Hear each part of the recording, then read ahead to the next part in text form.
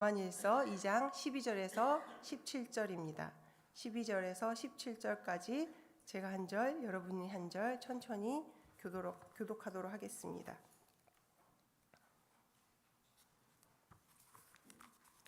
우리 노트에 있는 개역 한글 버전으로 같이 한번 읽겠습니다. 먼저 12절을 제가 읽습니다.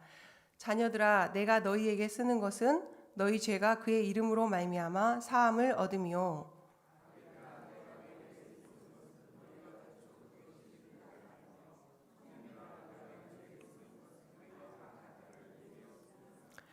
아이들아, 내가 너희에게 쓴 것은 너희가 아버지를 알았으며, 아비들아, 내가 너희에게 쓴 것은 너희가 태초부터 계신 이를 알았으며, 청년들아, 내가 너희에게 쓴 것은 너희가 강하고 하나님의 말씀이 너희 속에 거하시고 너희가 흉악한 자를 이기었음이라.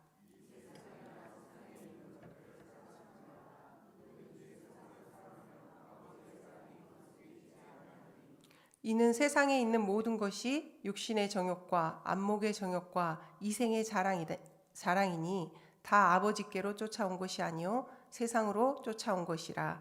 이 세상도 그 정욕도 지나가되 오직 하나님의 뜻을 행하는 이는 영원히 거하느니라. 아멘. 이제 잠시 각자 묵상하는 시간을 가지실 텐데요. 본문을 처음 읽으신 것처럼 아주 천천히 하나님의 음성을 듣는다는 생각으로 2번 정도 더 읽어보시기 바랍니다.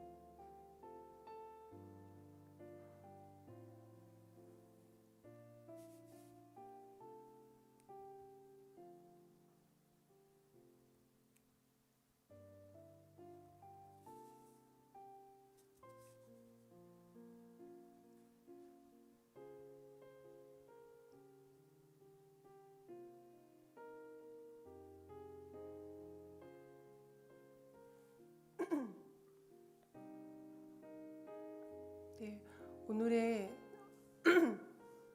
죄송합니다. 짧은 본문 중에서 어느 구절에 많이 머무르셨습니까?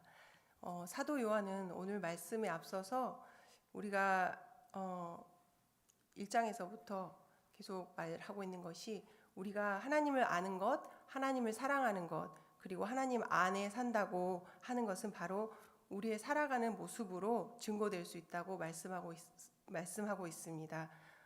그것은 주님의 계명을 지키는 자, 그리고 주님이 행하시는 대로 행하는 자, 그리고 형제를 사랑하는 자가 곧 그리스도를 아는 자요 빛이신 하나님 안에 사는 자라고 말씀하고 있습니다. 아는 것과 행함이 일치하는 그런 언행일치의 삶을 사는 사람이 바로 사랑이신 하나님을 아는 사람인 것입니다. 오늘의 본문 첫 부분에서 요한 사도는 믿음의 공동체 전체에게 말하고 있는 것을 알 수 있습니다. 12절에서 14절에 그가 사용한 호칭들 자녀들아, 아이들아, 청년들아, 아비들아는 신체적 연령에 따른 것이 아니고 영적 체험의 나이, 영적 성숙의 나이를 의미합니다. 이는 12절에 자녀들아 내가 너희에게 이것을 쓰는 것은 너희에게 너희 죄가 그의 이름으로 말미암아 사함을 얻을 것이미요 라고 죄의 문제가 언급되는 것을 보면 알 수가 있습니다. 자녀라는 말은 방금 태어나서 자녀가 되었다는 것을 강조하고 있습니다.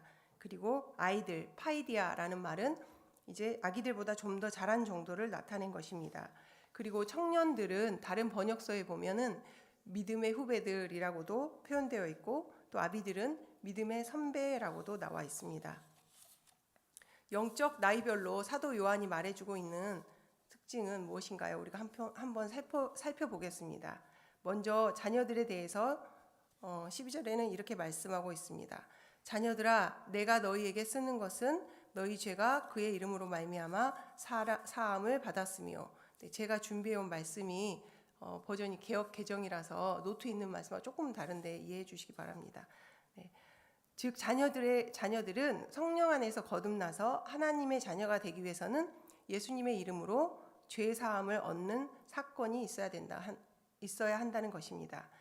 죄인인 인간이 스스로 죄 문제를 해결할 수 없었고 예수님께서 우리를 위해 피를 흘려주심으로 말미암아 내 죄가 용서함을 받았다는 사실을 깨닫는 것입니다. 이 사실을 믿고 예수님을 영접하는 자, 곧 그의 이름을 믿는 자들에게는 하나님의 자녀가 되는 권세를 주셨으니라고 하셨습니다. 이와 같이 자녀는 십자가와 부활, 그 예수님을 믿고 죄가 용서되었다는 것을 깨닫는 자입니다. 두 번째 14절에서 아이들의 특징은 무엇입니까? 아이들은 14절의 초반절에 보면 아이들아 내가 너희에게 쓴 것은 너희가 아버지를 알았으미요 라고 말씀하고 있습니다. 아버지를 아는 것입니다. 아이는 경험이 없고 세상 물정을 잘 모릅니다. 그러나 한 가지 아는 것은 자신의 부모입니다. 그리고 부모가 나에게 어떻게 해줄 수 있다는 것을 압니다. 네. 로마서 8장 15절에서 너희는 다시 무서워하는 종의 영을 받지 아니하고 양자의 영을 받았으므로 우리가 아바 아버지라고 부르짖느니라 라고 말씀하신 것처럼 아이의 단계에서는 하나님에 대해 확신을 가지고 아바 아버지라고 부르는 구체적인 관계에 들어가게 됩니다. 아빠에게 구할 줄도 알고 의지할 줄도 압니다.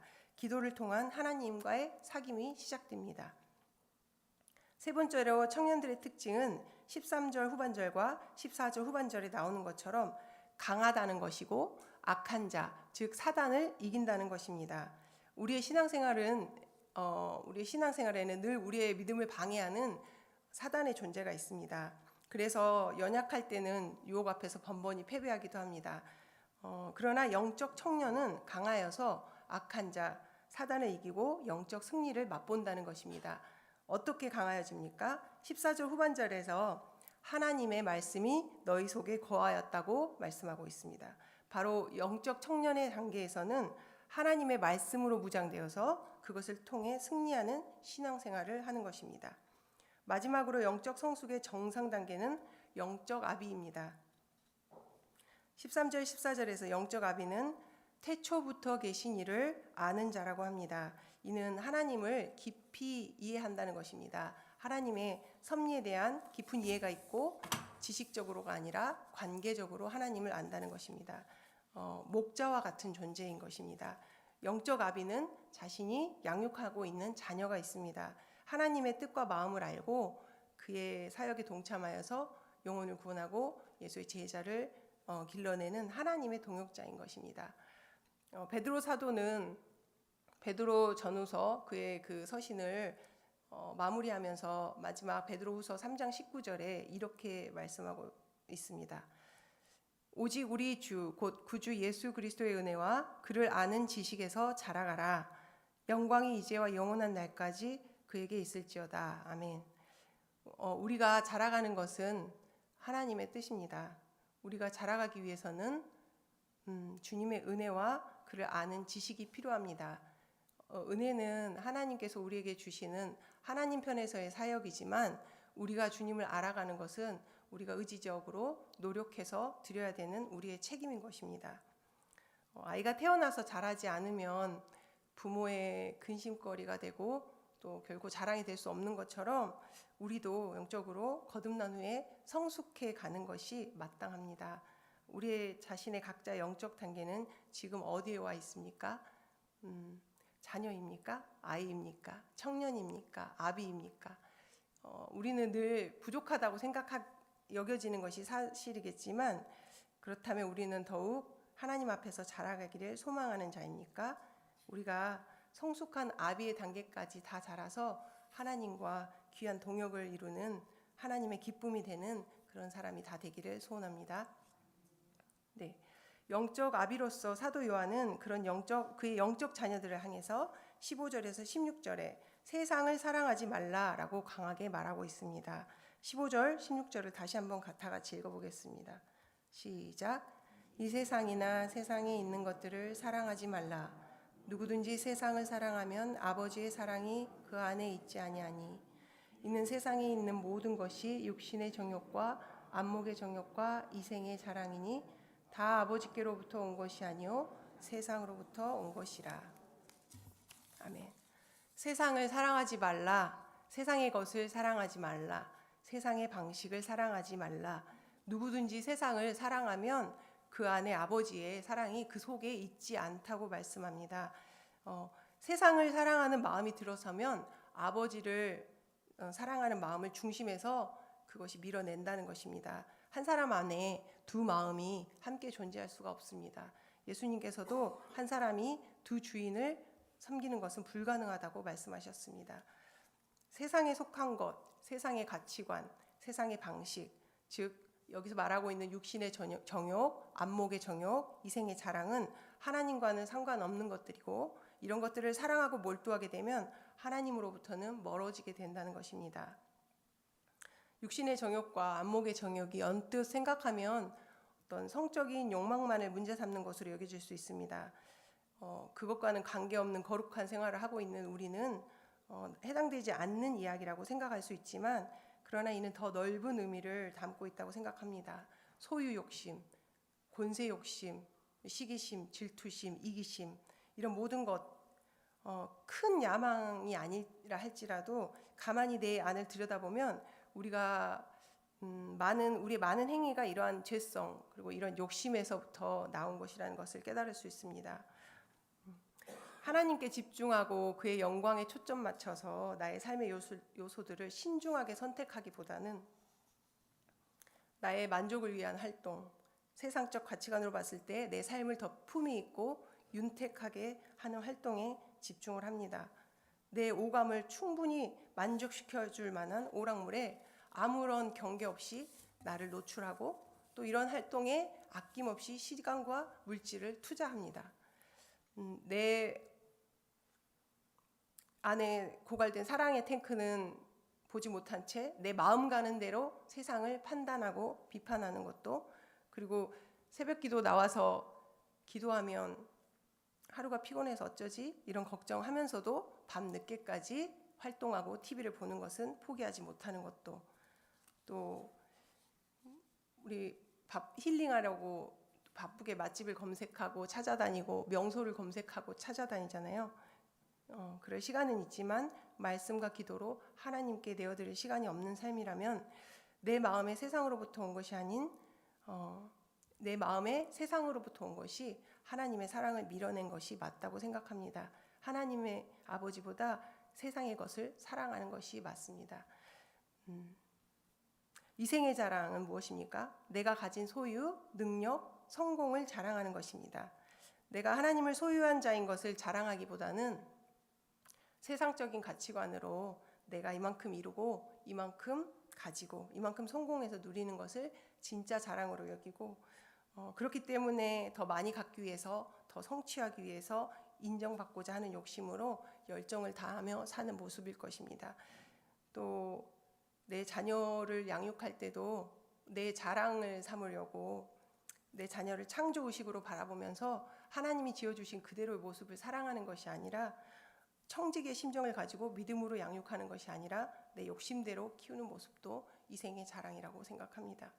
하나님은 오늘 우리에게 말씀하십니다. 세상으로부터 온 것을 사랑하지 마라. 세상의 방식, 세상의 가치관에 물들지 마라. 세상으로부터 온 것을 사랑하고 그 가치관을 너 안에 두고 그것을 자랑 삼는다면 내 사랑이 너희 안에 거할 수 없단다. 이렇게 말씀하고 계십니다. 오직 나의 사랑이 너의 마음 가운데 머물게 해라. 이 세대를 본받지 말고 나의 계명을 지키는 자 되라. 나의 계명은 내가 분명하고도 반복적으로 말했듯이 나를 사랑하고 이웃을 사랑하는 것이란다. 이렇게 말씀하고 있습니다.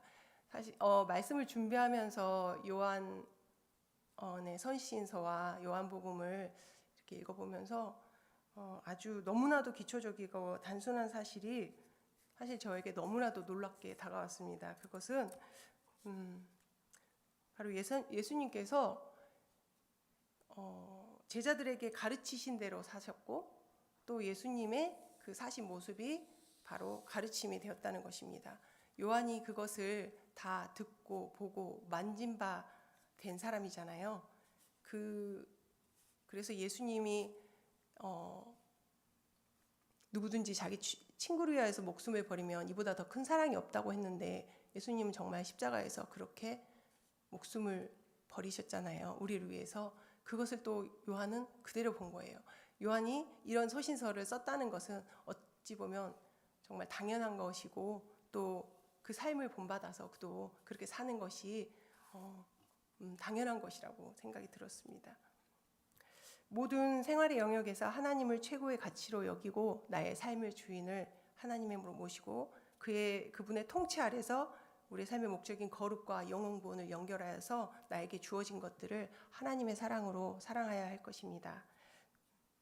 그렇다면 우리가 육신의 정욕, 안목의 정욕, 이생의 자랑, 세상의 것을 사랑하지 않고 하나님의 사랑이 우리 안에 머물게 하려면 어떻게 해야 할까요? 나 자신을 하나님의 사랑으로 채우는 것에 더 집중하고 시간과 노력을 들여야 합니다. 우리의 죄의 본성은 스스로 뿌리 뽑히지도 단 한 번에 뽑히지도 않습니다. 날마다 나를 비워내고 주님의 것으로 채우는 영적인 훈련이 필요합니다. 그래서 내 안의 죄와 그 영향력들을 하나씩 제거해 나가야 됩니다. 우리는 내가 하나님을 믿습니다 라고 고백을 할 뿐만 아니라 내가 하나님을 사랑합니다 라고 고백할 수 있는 관계까지 되어야 합니다. 그 관계를 누리시려고 우리를 만드신 것이 맞고요. 내가 주님과의 사랑의 관계에서 사는 것, 예수님과 친밀함을 가지고 사는 기쁨은 이 세상의 어떤 즐거움과도 비교할 수 없는 것입니다. 말씀을 준비하면서 제게 간절한 마음이 생겼습니다. 주님, 저는 믿는 사람들이 다 주님과 사랑의 관계를 누렸으면 좋겠습니다. 어떻게 하면 그런 사랑의 관계를 잘 일깨워주고 또 그런 관계가 될 수 있는지 잘 알려주고 싶은데요. 무엇을 말해야 할지 또 내가 언제 어떻게 어디서부터 주님을 사랑하게 되고 이 행복을 누리는지도 잘 정리가 안 되네요. 이런 기도를 드렸는데 먼저 주님이 주시는 마음은 이것이었습니다. 이미 안다. 이미 나를 사랑하고 있다. 여기 나오신 모든 분들은 주님을 사랑한다고 날마다 고백하며 사시는 분들임을 믿습니다. 그리고 다 표현하기에 역부족이지만 제가 주님을 사랑하기까지 전제되었던 분명한 몇 가지 요소가 있음이 떠올랐고 두 가지를 오늘의 말씀과 연결해서 말씀드리고 싶습니다. 한 가지는 제게 용서받은 탕자의 심령이 분명히 체험되었다는 것입니다. 내가 죄인인 것을 철저히 깨닫고 주님 앞에 회개하며 용서를 구했을 때 그런 나를 사랑으로 받아주시는 하나님을 만난 용서받은 탕자의 심정, 그 놀라운 은혜의 체험이 있었다는 것입니다. 내가 죄인인 것을 깨닫지 못하면 주님의 은혜가 그만큼 나에게 놀라운 것이 될 수 없습니다. 내 죄가 얼마나 중한지 깨달은 만큼 주님의 은혜가 비로소 측량할 수 없는 놀랍고 큰 것임을 체험하게 됩니다. 내가 주님을 위해서 산다고 생각했는데 그것은 너무 어리석은 생각이었습니다. 제 착각이었습니다. 그때 저는 이렇게 말했던 것 같습니다. 저는 주님이 없으면 한순간도 살 수 없는 존재인 것을 이제 알았어요. 죄송합니다, 주님. 인생의 가장 공고한 시기를 지나면서 깨닫게 되었지만 아이러니하게 그때만큼 나를 향한 하나님의 사랑을, 나를 향한 하나님의 관심을 어마어마하게 느껴본 적이 없습니다. 그때만큼 하나님을 더 가까이 만난 적이 없습니다. 그래서 나의 상황이 달라져도 평안할 때도 평탄할 때도 늘 그때와 같은 가난한 심령을 구하며 나아갑니다. 주님이 아니면 저는 안 됩니다. 주님의 은혜가 아니면 살 수가 없습니다. 그 심령으로 나아갈 때 가장 가깝게 주님을 느낄 수 있기 때문입니다. 많은 분들이 그런 경험이 있지 않을까요? 우리가 소망이 없을 때, 또 실직했거나 사업에 망했거나 건강을 잃었거나 또 가정이 깨졌거나 또 자녀가 너무 힘들게 할 때, 그럴 때 너무 공고하잖아요. 주님이 아니면 저는 안 됩니다. 주님만이 나의 피할 바이십니다. 그렇게 고백하고 나아갈 수밖에 없었던 그때가 저희가 있잖아요. 오직 주님만을 구했던 가난한 심령을 잊지 않고 오늘도 갖고 천국을 소유하시는 우리 모두 되시기를 간절히 축원합니다. 네, 또 주님과 사랑의 관계를 이루는데 가장 공헌을 한 두 번째 요소로는 날마다 그분과 사귀는 시간을 가졌다는 것입니다. 저희가 아는 말쌈기, 큐티, 경건의 시간, 여러 이름들이 있지만 동일한 의미의 시간입니다. 날마다 한적한 곳에서 말씀이신 하나님과 1대1로 독대하면서 교제하는 시간은 하루를 보내면서 많은 부분 주님을 생각나게 하는데 가장 큰 공헌을 하고, 또 그때 주시는 말씀에 따라 적어도 하루에 한 가지는 순종하면서 나는 죽고 예수로 살려고 노력하다 보니까 아직 많이 부족하지만 그래도 제 인생의 방향이 내 마음대로가 아닌 하나님의 뜻대로를 향해 온 것 같습니다. 처음 사랑이 아무리 지나다고 해도 그 추억 하나만으로 사랑의 관계를 변함없이 유지하기가 힘들지 않을까요?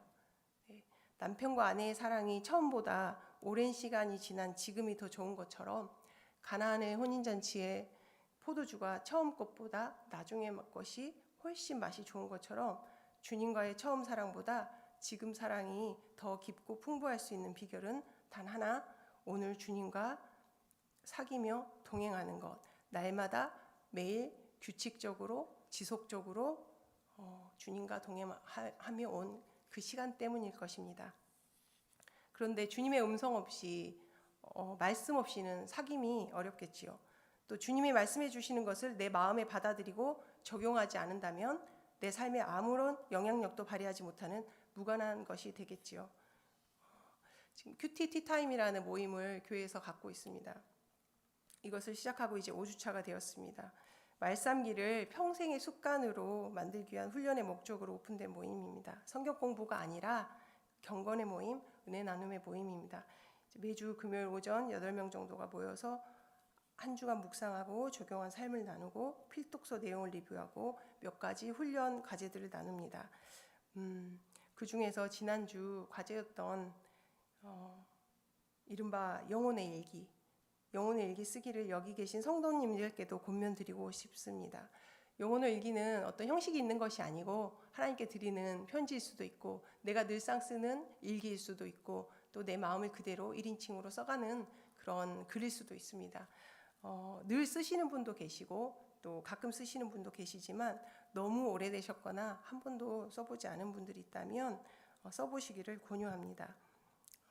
하나님을 독대하고 앉아서 내 마음을 이야기해보는 둘만의 시간을 갖는 것이 내 사모하는 주님과 얼마나 사랑의 관계가 깊어지는 시간이 되는지 모릅니다. 이러한 시간이 내 신앙을 그냥 겉도는 그런 관계가 아닌 더 깊은 곳으로 들어가게 하는데 도움을 주리라 믿습니다. 오늘 바로 점심시간에 동료들과 식사하는 시간을 잠시 떼거나 또는 20-30분 정도의 시간을 이렇게 내어서 영혼의 일기 한 편을 써보는 것은 어떤지 고면드리고 싶습니다. 네, 우리 마지막 구절 17절을 다 같이 함께 읽겠습니다. 17절입니다. 시작. 이 세상도 그 정욕도 지나가되 오직 하나님의 뜻을 행하는 자는 영원히 거하느니라. 아멘. 오직 하나님의 뜻을 행하는 자는 영원히 거하느니라. 하나님의 뜻은 사랑입니다. 하나님 그분을 사랑하고 그분의 사랑으로 나의 배우자, 나의 자녀, 그리고 나의 친구, 이웃 모두를 사랑하는 것입니다. 오늘 나에게 주신, 내 가슴에 꽂아주신 하나님의 음성은 무엇입니까? 그 음성이 하나님의 사랑이었으면 좋겠습니다. 오늘 하루 종일 내가 하나님을 사랑합니다. 내가 하나님을 더 사랑하기를 원합니다. 내가 세상의 다른 어떤 것보다도 하나님을 사랑하기를 원합니다. 이런 고백이 오늘 하루 종일 우리 가운데 있었으면 좋겠습니다. 네. 어제 새벽에 친구한테 이제 메시지가 왔는데 가끔 연락하고 살잖아요, 친구들과. 그런데 이 친구가 일주일 전에 교통사고를 당했는데 너무 심한 교통사고를 당해서 생명이 붙어 있는 것이 기적이라고 할 정도로 한 손을 쓸 수 있어서 메시지를 보냈더라고요. 근데 이 친구도 목사 사모인데 골절이 너무 심하고 움직일 수조차 없는 그런 상황이고 누워만 지내야 되는 그런 7주 동안 누워만 지내야 되는 상황인데 그런데도 너무 감사하면서 지내고 있다고 하면서 저한테 글을 하나 보내주었습니다. 제가 짧은 시인데요. 한번 읽어드리겠습니다. 괴테의 편지글 내용 중에서요. 우리들은 어떻게 태어났는가? 사랑으로. 우리들은 어떻게 멸망하는가? 사랑이 식어지면. 우리들은 무엇으로 자기를 극복할 수 있는가? 사랑의 힘으로. 우리들은 무엇으로 사랑을 찾을 수 있는가? 사랑의 빛으로. 우리들은 무엇으로 밤새울 수 있는가? 사랑의 감동으로. 우리들은 무엇으로 하나 될 수 있는가? 사랑의 온기로. 이런 글을 보내주었습니다. 사랑하는 성도 여러분, 오늘도 많이 사랑하시는 하루 되시길 소원합니다. 저희 어머니가 저에게 자주 해주셨던 말씀이 사랑하기만도 부족한 세상이라고, 사랑하고 살자, 사랑하기만도 부족한 세상이라고 이런 말씀 자주 해주셨습니다. 예수님도 주는 것이 받는 것보다 더 복되다고 말씀하셨잖아요. 사랑도 내가 받는 것보다 주는 것이 더 복된 줄 믿습니다. 네, 사랑하는 동강의 모든 성도 여러분, 오늘은 하나님께서 우리에게 주신 선물입니다. 어제는 지나갔고 또 내일은 우리에게 주어질지 스스로 장담할 수 없는 존재입니다. 우리는. 그러나 오늘은 나에게 하나님이 주신 주님의 은혜를 고백하며 주님께 순종을 드릴 수 있는 유일하게 우리가 보장할 수 있는 날입니다. 오늘도 하나님과 사귐으로 그분의 사랑을 우리 안에 꽉 채우셔서 세상의 것이 들어설 자리가 없게 하고 또 오직 넘치는 하나님의 사랑을 만나는 모든 이들에게 흘려보내 영원한 것을 남기는 축복된 우리 모두의 하루 되기를 간절히 축원합니다. 네, 오늘 함께 기도하겠습니다.